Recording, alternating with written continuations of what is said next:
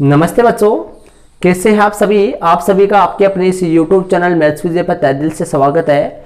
और एक कक्षा 10 की गणित की क्लास अपने स्टार्ट करते हैं। इससे पहले स्टूडेंट से मैंने आपको आपकी प्रश्नावली 2.2 के उदाहरण नंबर 2 तक क्लियर करवा दिया था इससे पीछे वाले वीडियो में। और वैसे चैप्टर 2 के 3 वीडियो अपलोड हो चुके हैं, जिसके प्लेलिस्ट का लिंक मैंने इसी वीडियो के आई बटन पे लगा रखा है। तो यदि आपने पीछे वाला पार्ट या पीछे वाला वीडियो आपने नहीं देखा तो इसी वीडियो के आई बटन पर क्लिक करके आप उस वीडियो को जरूर देख सकते हैं स्टूडेंट्स। और इस वीडियो में मैं आपको प्रश्नावली 2.2 के उदाहरण नंबर 3 और 4 क्लियर कराने वाला हूँ। और वैसे प्रश्नावली 2.2 में 3 एग्जाम्पल है, उदाहरण नंबर 2 से लेकर उदाहरण नंबर 4 तक, जिनमें से उदाहरण नंबर 2 जो है वो मैंने क्लियर करवा दिया था इससे पीछे वाले वीडियो में। तो इस वीडियो में मैं आपको एग्जाम्पल नंबर 3 और एग्जाम्पल नंबर 4 जो है वो क्लियर कराने वाला हूं। उदाहरण नंबर जो 3 है वो आपकी मोबाइल की स्क्रीन पे आ चुका है, तो वहां से आप उदाहरण नंबर 3 देखिए स्टूडेंट्स। और साथ ही यदि आप नए हो चैनल पे तो चैनल को जरूर सब्सक्राइब कर लीजिए, साथ ही बेल आइकन की घंटी या बटन उसको प्रेस कर लेना स्टूडेंट्स, जिससे नए वाले वीडियो का नोटिफिकेशन आप तक सबसे पहले पहुंच सके। तो चलते हैं उदाहरण नंबर 3 में। तो एग्जाम्पल नंबर जो 3 है वो अपन क्लियर करते हैं स्टूडेंट्स, ध्यान से देखना। एग्जाम्पल नंबर 3 उदाहरण नंबर 3 और 4 ये प्रश्नावली 2.2 के पहले है। इसके बाद में अब अपन प्रश्नावली 2.2 में चलेंगे।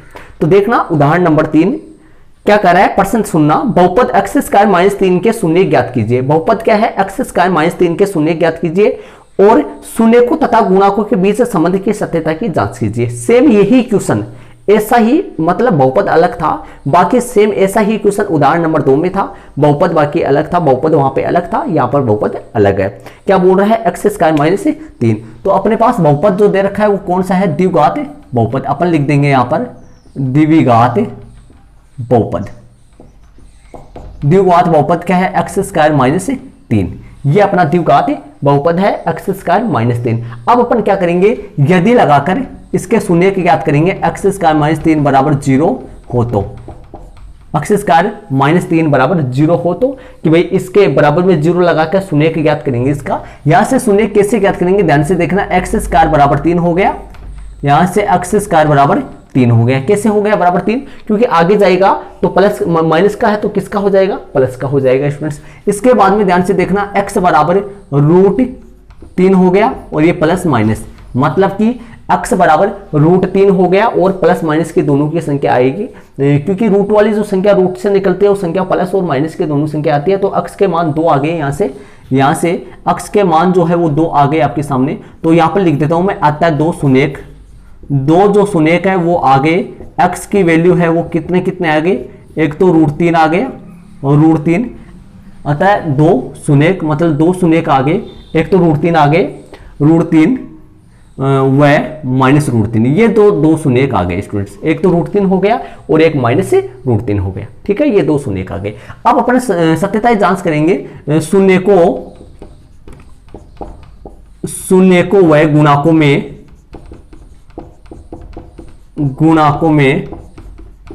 संबंध की सत्यता की जांच। शून्य को व गुणाकों में संबंध की सत्यता की जांच। ये लो, शून्य को व गुणाकों में संबंध की सत्यता की अपन जांच करेंगे कि दोनों शून्य को और 3 गुणाक, 2 तो शून्यक होते हैं और 3 गुणाक होते हैं। मैंने पीछे वाले वीडियो में क्लियर आपको करवाया था, 2 शून्यक कौन से होते हैं और 3 गुणाक कौन से होते हैं। तो शून्य को व गुणाकों में संबंध की सत्यता की जांच अपन करेंगे स्टूडेंट्स।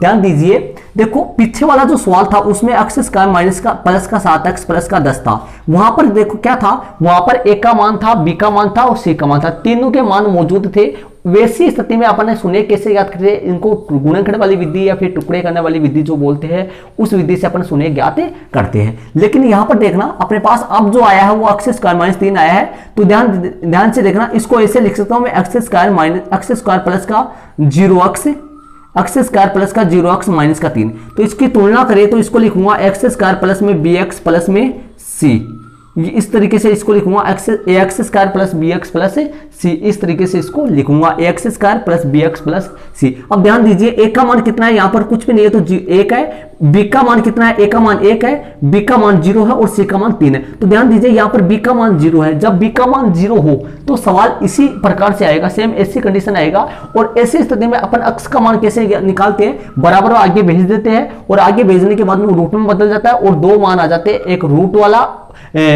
वाला प्लस का और एक रूट वाला माइनस का। हर बार ऐसा ही होता है स्टूडेंट्स, जब लेकिन b का मान क्या होना चाहिए, 0 हो, तब की स्थिति बता रहा हूं मैं आपको। और यहां पर देखो इसमें क्या हुआ था, इस सवाल में क्या हुआ था, ये उदाहरण नंबर 2 का बहुपद था, उदाहरण नंबर 2 में ये था। इसमें क्या हुआ था, ए का मान भी है, बी का मान भी है, सी का मान भी है। तो अपन क्या करे थे पता है आपको, अपन गुणनखंड वाली विधि से शून्य ज्ञात करे थे। ठीक है स्टूडेंट्स, तो ध्यान रखना जब ए बी सी तीनों हो तो गुणनखंड वाली विधि से शून्य ज्ञात करते हैं। और जब अपने पास बी नहीं हो, मतलब बी का मान नहीं हो, एक अक्ष स्क्वायर वाला पद हो, एक अचर पद वाला हो, तो अपन क्या कर देते हैं, आगे भेज देते हैं और रूट में आ जाता है एक प्लस का एक माइनस का स्टूडेंट्स।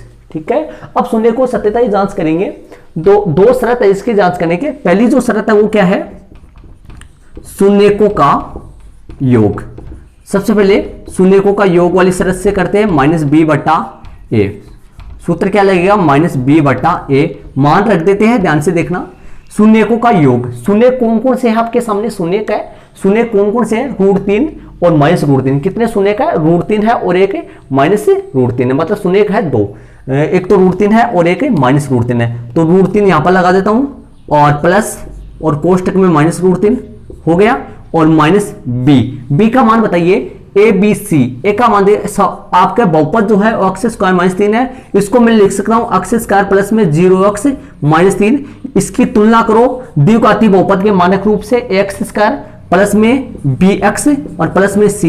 a का मान 1 है, b का मान 0 है और c का मान -3 है। ध्यान रखना, मैं वापस बोल रहा हूं, a का मान 1 है, b का मान 0 है और c का मान कितना है, -3। तो ये मान यहां पर रख देता हूं। ध्यान रखना, a का मान तो 1 है, b का मान कितना है, 0 है और c का मान -3 है। तो देखिए b आ रहा है, b का मान 0 है और a का मान कितना है, 1 है। तो यहां पर हल करते हैं उसको, √3 हो गया और प्लस माइनस माइनस हो गया और √3 हो गया, बराबर में ये 0/1 है तो 0 आएगा। और इसको काट देंगे तो आपके सामने ये भी 0 आ जाएगा, तो 0 = 0। मतलब बहुपद के शून्यकों का योग जो है वो बराबर आ रहा है, यहाँ पे फिक्स आ रहा है बराबर। अब अपन क्या करेंगे, तथा शून्यकों का गुणनफल, शून्यकों का गुणनफल सूत्र जो है वो होगा c/a। शून्यकों का वो जो गुणनफल का सूत्र है वो c/a होगा स्टूडेंट्स। तो मान रख देते हैं आप शून्यकों का गुणनफल में, मान रखते हैं √3 गुना √3 और गुना माइनस में √3, 2 शून्य के आगे। और c का मान बताया था मैंने -3 और a का मान कितना है, 1 है आपके सामने। c का मान -3 है और a का मान 1 है। हल कर देता हूं इसको। हल किस तरीके से करूंगा, √3 को -√3 से गुणा करूंगा, प्लस को माइनस से गुणा करूंगा तो माइनस आएगा और √3 को √3 से गुणा करूंगा तो 3 आ जाएगा। -3 = -3 हो गया, ये लो -3 = -3 हो गया। तो प्लस को माइनस से गुणा करूंगा तो माइनस आएगा और -3 = -3, या शून्यकों का गुणनफल है वो भी बराबर आ रहा है। तो ध्यान दीजिए यहाँ शून्यकों का गुणनफल और शून्यकों का योग जो है वो दोनों शर्त जो है सही आ रही है। मतलब कि शून्यकों और गुणकों के मध्य जो संबंध है, शून्यकों और गुणकों में संबंध की सत्यता की जांच, शून्यकों व गुणकों में संबंध की सत्यता की जांच जो है वो 2 शर्तों से की है, वो दोनों बराबर आ रहे हैं। इसका मतलब इस बहुपद के शून्यकों व गुणकों में संबंध जो है वो सही है स्टूडेंट्स। अतः वाली लाइन लिखनी है, वो यहां लिख देता हूं, ध्यान दीजिए। अतः दिए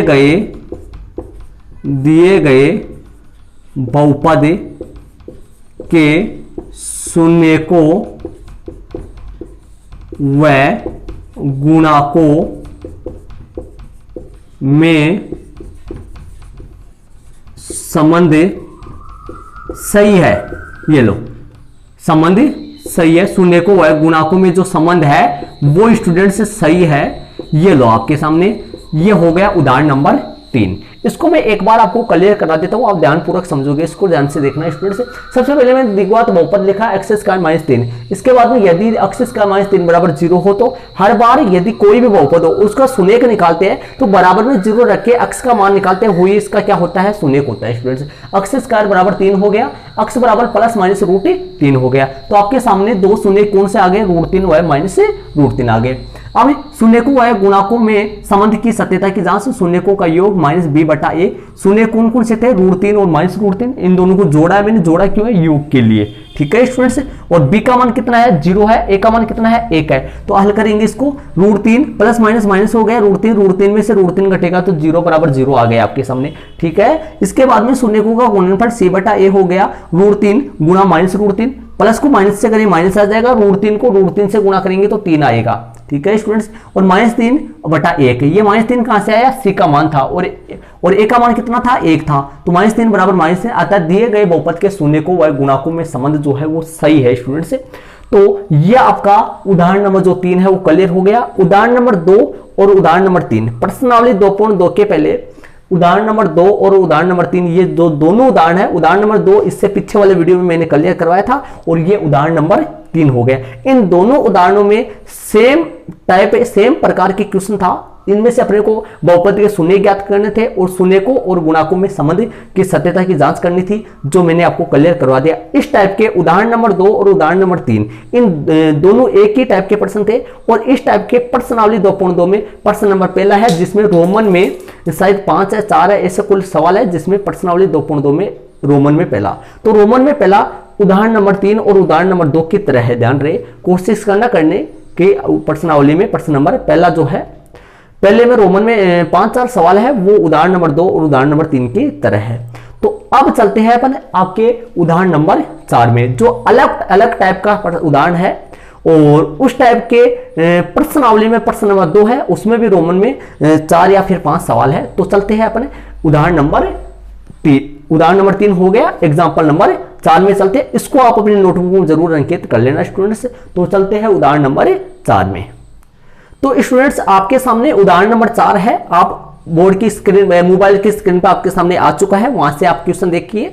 उदाहरण नंबर 4 में ध्यान दीजिए, एक द्विघात बहुपद ज्ञात कीजिए। अपने को द्विघात बहुपद ज्ञात करना है और देख क्या रखा है, जिसके शून्यकों का योग तथा गुणनफल कन्वर्शन -3 और 2 है। एक द्विघात बहुपद अपने को ज्ञात करने हैं, जिसमें शून्यकों का योग और गुणनफल अपने को क्वेश्चन में अगले ने दे रखा है अपने को। तो द्विघात बहुपद ज्ञात करने हैं। अब पीछे वाले सवाल में क्या था स्टूडेंट्स, पीछे वाला जो 2 उदाहरण अपन करे, उदाहरण नंबर 2 और उदाहरण नंबर 3, उन दोनों उदाहरणों में क्या था कि अपने को बहुपद दे रखा था और शून्यक अपने को ज्ञात करने थे, और उसके बाद में शून्यकों और गुणाकों के बीच संबंध की सत्यता की जांच अपने को करनी थी। ऐसा था उन दोनों उदाहरणों में। लेकिन उदाहरण नंबर जो 4 है उसमें किस तरीके से है, उसमें अपने को कोई भी 2 शून्यक, किसी बहुपद के 2 शून्यकों का योग और गुणनफल दे रखा है और उस द्विघात बहुपद को अपने को ज्ञात करना है। तो ध्यान दीजिए, चलते हैं अपन इसको करते हैं उदाहरण नंबर 4। तो प्रश्न में क्या दे रखा है कि द्विघात बहुपद के 2 शून्यकों के योग और गुणनफल अपने को प्रश्न में दे रखा है स्टूडेंट्स। तो प्रश्नानुसार यहां लगा देंगे अपन, प्रश्नानुसार मतलब प्रश्न में दे रखा है अपने को। प्रश्नानुसार ऐसे भी लिख सकता हूं कि दिया है कि, लेकिन मैंने लिखा है प्रश्नानुसार। तो शून्यकों का योग कैसे लिखेंगे स्टूडेंट्स, शून्यकों का योग, तो शून्यकों का योग लगा देते हैं। शून्यकों का योग प्रश्न में दे रखा अपने को, शून्यकों का योग और शून्यकों का गुणनफल। तो शून्यकों का योग अपन लिख देते हैं, मैं थोड़ा नीचे लिख देता हूं, आपको यहां से दिखाई नहीं देगा शायद, ध्यान से देखना, थोड़ा सा नीचे से कर देता हूं। उदाहरण नंबर 4 और प्रश्न में जो दे रखा है इसके लिए अपन प्रश्नानुसार लिख देते हैं, प्रश्नानुसार शून्यकों का योग। तो स्टूडेंट से शून्यकों का योग लिख देते हैं और इसके इस तरफ यहां पे तथा लगा देंगे और यहां पे लगा दूंगा शून्यकों का गुणनफल, शून्यकों का योग और शून्यकों का गुणनफल बराबर। तो यहां पर शून्यकों का योग और शून्यकों का गुणनफल जो क्वेश्चन में अपने को दे रखा है सेम वही मैंने लिखा है, शून्यकों का योग तथा शून्यकों का गुणनफल। अब प्रश्न में ही देख लेते हैं कि शून्यकों का योग कितना है, शून्यकों का गुणनफल कितना है। शून्यकों का योग तो स्टूडेंट्स आपके सामने शून्यकों का जो योग है वो प्रश्न आपके सामने है, वहां पे देख लीजिए आप। शून्यकों का जो योग है वो है -3 है, शून्यकों का योग कितना है -3 है, और जो गुणनफल है वो कितना है 2 है, कितना है -3 और 2 है। अब अपन क्या लगा देते हैं, इनके सूत्र लगा देते हैं, -b/a बराबर -3/1 और गुणनफल का सूत्र लगा देते हैं c/a बराबर 2/1। हो गया आपके सामने। शून्यकों का योग बराबर -3 लगा दिया, तो शून्यकों का योग -b/a बराबर -3/1 और c/a बराबर 2/1। तो यहां से ध्यान दीजिए ना, यहां पर देखो एक का मान, इसमें देखो, इसमें ध्यान से देखना, यहां पर ये -b हर बार आएगा। क्यों आएगा स्टूडेंट्स? ये सूत्र में -b आता है, तो ये माइनस हर बार आएगा, कभी हटने वाला माइनस नहीं है ये, क्योंकि ये सूत्र में आता है। और हो सकता है यहां पर माइनस आए या फिर नहीं भी आए, क्योंकि ये पर्सन में आया ना -3, इसलिए तो यहां पर ये माइनस जाने वाला नहीं है कभी। तो ध्यान देना, ये -b बराबर -3 आया, तो -b बराबर -3 आया है, -b बराबर -3 है। तो ध्यान से देखना, दोनों पक्षों का माइनस क्या हो जाएगा? हट जाएगा। तो b का मान कितना आ जाएगा? 3 आ जाएगा। जब मान लो कि यहां पर अपने पास -3 नहीं होता, तो अपन कैसे करते इसको? -b बराबर 3, तो अपन दोनों पक्षों को माइनस फिर करेंगे अब, तो b बराबर कितना हो गया आपके सामने? -3 हो गया। ठीक है, तो स्टूडेंट्स ध्यान देना, ये -b रहने वाला है हर बार, प्रत्येक सवाल में -b आएगा यहां पर। लेकिन ध्यान रहे, यहां पर माइनस आ भी सकता है और नहीं भी आ सकता। जब माइनस आए ना, तब b का मान प्लस का आ जाएगा, और जब माइनस नहीं आए यहां पर, तो b का मान माइनस का आएगा। इस बात का जरूर ध्यान रखना आप। और एक का मान देखना, दोनों समीकरणों में जो मैंने यहां पर देखो, एक का मान इसमें भी एक है, एक का मान इसमें भी एक है, मतलब कोई बदलाव नहीं करना। यदि एक का मान अलग अलग होता तो अपने को बदलाव करना पड़ता है। वो अपन इस जैसा प्रश्न है, प्रश्नावली 2.2 का प्रश्न नंबर दूसरा पढ़ेंगे, जिसमें रोमन में 4 या फिर 5 सवाल है रोमन में, तो वो प्रश्न अपन पढ़ेंगे प्रश्नावली 2.2 का। तो ये अपन क्या करेंगे, अब यहाँ पर एक का मान दोनों में सेम है, तो दोनों में एक का मान सेम है स्टूडेंट्स, इसलिए अपन इसके समीकरण लगा देते हैं। यहाँ समीकरण 1 और समीकरण कौन सा हो गया आपके सामने? 2 हो गया। समीकरण 1 और समीकरण 2 हो गया, क्योंकि एक का मान दोनों में सेम आ रहा है, इसलिए एक का मान अपने पास है, एक का मान यहाँ पे भी 1 है, इसमें भी एक का मान 1 है, तो समीकरण 1 और समीकरण 2 हो गया। अब ध्यान से देखना, समीकरण 1 व है 2 से, समीकरण 1 व 2 से अपन a बराबर 1 है, कोमा b बराबर a बराबर 1 हो गया। और b का मान बताइए, b का मान यहाँ -b -3, तो b बराबर कितना हो गया? 3 है। और c का जो मान है वो कितना है? 2 है। ठीक है स्टूडेंट्स, ये मान मैंने निकाल दिया। इसके बाद में क्या करना है? उपरोक्त का मतलब ये हो गया ऊपर, उपरोक्त मानों को द्विघाती बहुपद के मानक रूप में रखने पर, उपरोक्त मानों को मतलब ऊपर जो मान है उनको द्विघाती बहुपद के मानक रूप में रखने पर, उपरोक्त मानों को a b c, ये जो 3 मान आए हैं, इन तीनों मानों को द्विघाती बहुपद के मानक रूप में रखने पर, तो द्विघाती बहुपद अपन लगा देते हैं, क्योंकि अपने को प्रश्न में क्या कहा था कि द्विघाती बहुपद ज्ञात कीजिए, तो द्विघाती बहुपद के मानक रूप में abc के मान रख देंगे, तो वहां से द्विघाती बहुपद आ जाएगा अपने पास। क्या था? ax² प्लस bx प्लस में c। ध्यान रहे, बराबर में 0 मत लगा देना, यदि बराबर में 0 आप लगा दिए तो ये समीकरण बन जाएगा। तो ध्यान रहे, a का मान लगा देते हैं 1x² प्लस में 3x प्लस में 2, तो मैंने a b c का मान लगा दिया, a का मान 1 लगा दिया, b का मान 3 लगा दिया, c का मान 2 लगा दिया। तो स्टूडेंट्स अब इसमें अपन मान रख देते हैं, a b c के जो मान है वो रख देते हैं इसमें। ध्यान से देखना, a का मान 1 है, 1x², b का मान 3 है 3x, और c का मान 2 है, ये मान यहां पर रख दिए। अब इसको अपन हल करते हैं, ध्यान से देखना, 1x², इसका मतलब ये हो गया स्टूडेंट्स, 1x² का मतलब हो गया 1 को x² से गुणा करेंगे तो ये आपके सामने x² आ जाएगा, और ये 3x का 3x प्लस का 2 का 2।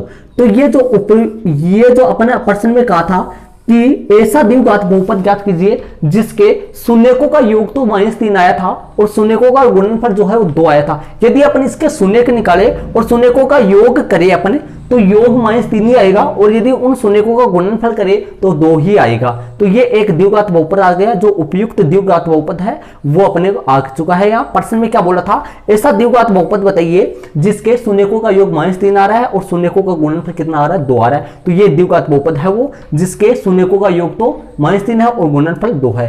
तो ये अपना द्विघात बहुपद आ गया स्टूडेंट्स।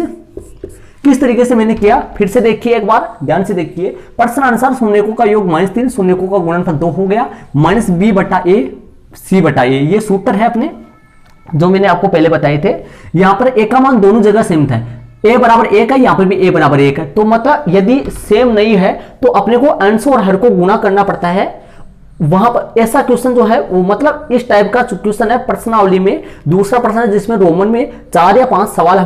वहां पे आपको ऐसे सवाल मिलेंगे देखने को वहां पर, जिसमें a बराबर यहाँ पर 1 है तो a बराबर यहाँ पर 1 है, ये नहीं होगा। वहां पे हो सकता है ऐसा सवाल हो जिसमें अलग अलग हो, तो वहां पर अपने को अंश और हर को किसी से गुणा करके अपने को बराबर बनाना होगा उस टाइम पे वहां पर। तो यहाँ पर तो लेकिन पहले से ही है a बराबर 1 है, यहाँ पर भी a बराबर 1 है, तो a का मान 1 आ गया, b का मान यहाँ माइनस b बराबर -3 आया है, तो b का मान कितना आएगा 3 आएगा। हो सकता है यहां पर माइनस नहीं आए, पर्सन में यहां पर माइनस नहीं आए, तो नहीं आए तो अपने क्या होगा, b का मान कितना होगा, b बराबर -3 आएगा यहां पर, और c का मान कितना आएगा 2 आएगा स्टूडेंट्स। उपरोक्त मानों को द्विघात बहुपद के मानक रूप में रखने पर a का मान 1, b का मान 3, c का मान 2, ये अपने पास आ चुका है आपके सामने। उदाहरण नंबर 4 हो गया स्टूडेंट्स। तो मैंने स्टूडेंट्स इस वीडियो में आपको उदाहरण नंबर प्रश्नावली 2.2 के ठीक पहले वाले उदाहरण नंबर 3 और उदाहरण नंबर 4 जो है वो क्लियर करवाए हैं स्टूडेंट से। तो और इससे पीछे वाले वीडियो में उदाहरण नंबर 2 भी मैंने क्लियर करवा दिया था। तो आपकी प्रश्नावली 2.2 के पहले जो एग्जाम्पल नंबर 2 से लेकर 4 तक थे वो कंप्लीट पूरे हो चुके हैं स्टूडेंट्स। तो ये वीडियो आपको कैसा लगा कमेंट्स बॉक्स में कमेंट जरूर से करें, और साथ ही इसको आप अपनी नोटबुक में जरूर अंकित कर लेना स्टूडेंट्स। यदि आपको वीडियो अच्छा लगा तो वीडियो को लाइक कीजिए, और यदि आप चैनल पर नए हो तो चैनल को जरूर सब्सक्राइब कर लीजिए, साथ ही बेल आइकन की घंटी का बटन उसको प्रेस कर लेना। ओके स्टूडेंट्स, थैंक्स, जय हिंद।